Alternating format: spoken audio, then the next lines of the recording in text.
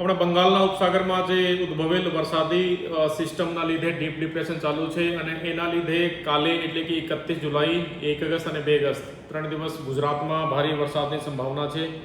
એમાં ભાવનગર જિલ્લો પણ ઓરેન્જ અલર્ટમાં છે, એટલે કે અહીંયા પણ ભારે વરસાદ અને એકદમ પવનની કાફી સંભાવના છે। તો જિલ્લા અને તાલુકા મથકે આપણે 24 કલાક કંટ્રોલ સેન્ટર ચાલુ કર્યું છે। ભાવનગરના નાગરિકોને અપીલ છે કે કોઈ પણ આ પ્રકારની હેલ્પ જોઈએ તો તમે ત્યાં સંપર્ક ઓનલાઈન ફોનથી કરી શકો છો।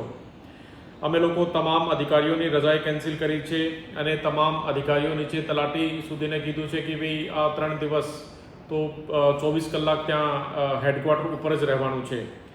રાજ્ય સરકાર તરફથી પણ ભાવનગર જિલ્લાને એક સ્ટેટ ડિઝાસ્ટર રેસ્પોન્સ ફોર્સ એટલે કે SDRFની ટીમ ફાળવવામાં આવી છે અને વરસાદની આ જે પરિસ્થિતિ છે એને ધ્યાનમાં રાખીને ભાવનગરના તમામ નાગરિકોને વિનંતી છે કે ભારે વરસાદમાં બિનજરૂરી બહાર જવાનું ટાળીએ અને નાળા કે કોઝવે ઉપરથી પાણી પસાર થતું હોય તો કોઈ પણ સંજોગોમાં ત્યાંથી પસાર થવાનું નહીં।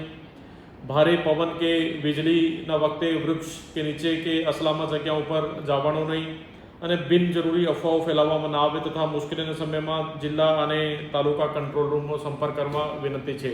ટૂંકમાં ભાવનગર જિલ્લો ઓરેન્જ અલર્ટમાં આગામી 3 દિવસ માટે છે। તો તમામ નાગરિકોને ફરીથી અપીલ છે કે ભાઈ આ વરસાદની પરિસ્થિતિને ધ્યાનમાં રાખીને બિનજરૂરી બહાર જવાનું ટાળવું અને જે ખુલ્લી વસ્તુઓ છે, કોઈ હોર્ડિંગ બેનર છે, આ પણ નીકાળી લેવામાં એટલે કે જણાવવામાં આવે છે।